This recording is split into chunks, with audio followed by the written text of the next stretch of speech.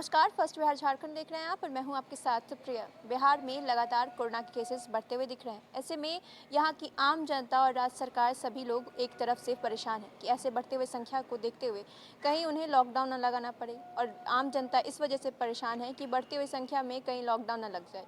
अगर हम बात करें कोरोना से केसेस की, तो संक्रमितों की संख्या कल 1911 टोटल बिहार में आई। अगर हम बात करें पटना की, तो पटना में 743 लोग संक्रमित पाए गए, जिसके बाद सभी लोग चिंतित हैं। सावधान, बिहार में कोरोना की दूसरी लहर बड़ी तेजी से फैल रही है। इसकी फैलने की रफ्तार दिन प्रतिदिन इतनी ज़्यादा बढ़ गई है कि गुरुवार का आंकड़ा जानकर आपके पैर तले की जमीन खिसक जाएगी। दरअसल देश भर में कहर बरपाने वाला कोरोना अब बिहार में भी अपना विकराल रूप धारण करते जा रहा है। बिहार सरकार की ओर से जारी ताज़ा आंकड़े के मुताबिक हर 10 मिनट में 13 लोग कोरोना पॉजिटिव हो रहे हैं। राजधानी पटना का हाल सबसे बेहाल है। इस खबर में सभी जिलों की डिटेल रिपोर्ट दी गई है, जिसे आप सुन सकते हैं और समझ सकते हैं कि आपके और आपके परिवार को कितनी सावधानी बरतने की ज़रूरत है। देश भर में कोरोना महामारी की दूसरी लहर बड़ी तेजी से फैल रही है। बिहार में भी यह आंकड़ा बूंद बूंद से भरे गागर और गागर से बने सागर वाला होते जा रहा है। कोरोना से बिगड़ते हालात को देखते हुए देश के प्रधानमंत्री नरेंद्र मोदी ने बिहार के सीएम नीतीश कुमार समेत अन्य राज्यों और केंद्र शासित प्रदेशों के मुख्यमंत्रियों के साथ एक अहम बैठक की। इस इम्पोर्टेंट मीटिंग में बिहार के स्वास्थ्य मंत्री मंगल पांडे और हेल्थ डिपार्टमेंट के अन्य सीनियर अफसर भी शामिल हुए। वीडियो कॉन्फ्रेंसिंग के जरिए हुई इस बैठक में कोरोना की नई लहर और इसकी तैयारियों पर चर्चा की गई। इसके अलावा टीकाकरण अभियान पर भी बात की गई।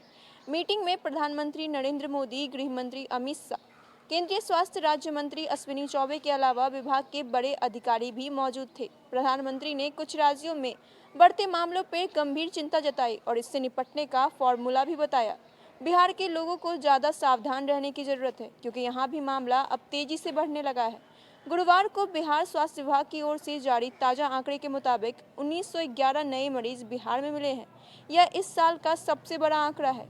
इससे पहले बीते दिन बुधवार को 1527 नए मामले सामने आए थे। इस भयावह आंकड़ा यह बताता है कि बिहार में हालात बेकाबू होते जा रहे हैं, क्योंकि मंगलवार को तकरीबन 1000 ही मरीज सामने आए थे, यानी कि एक दिन में मामला 1.5 गुना हो गया। गुरुवार को जो ताज़ा आंकड़ा आया है, उसके मुताबिक बिहार राज्य में हर 10 मिनट में 13 लोग संक्रमित हो रहे हैं।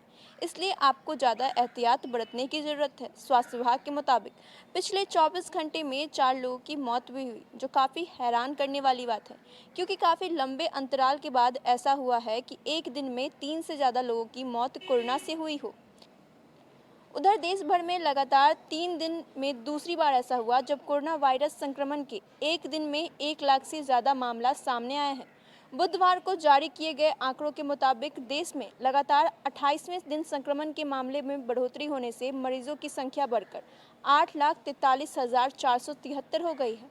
हालांकि लोगों के स्वस्थ होने की भी दर गिरकर 92.11% हो गई है। जैसा कि आप देख रहे हैं कि बिहार में तेज रफ्तार से कोरोना वायरस के मामले बढ़ रहे हैं। इसके मद्देनज़र मुख्यमंत्री नीतीश कुमार ने प्रदेशवासियों के नाम खुला खत लिखा है। पत्र में उन्होंने लोगों के साथ सरकार की तैयारियों के बारे में बताते हुए आश्वस्त किया है। साथ ही साथ लोगों से कोरोना के नियमों का सख्ती से पालन करने की अपील की है। पत्र में मुख्यमंत्री ने लिखा है कि एक बार फिर से कोरोना के मामले तेजी से बढ़ रहे हैं। इससे लोगों को सुरक्षित रहने की सरकार की चिंता बढ़ गई है। अब तक बिहार ने कोरोना से सफलतापूर्वक लड़ाई लड़ी है। कोरोना एक महामारी है, एक आपदा है।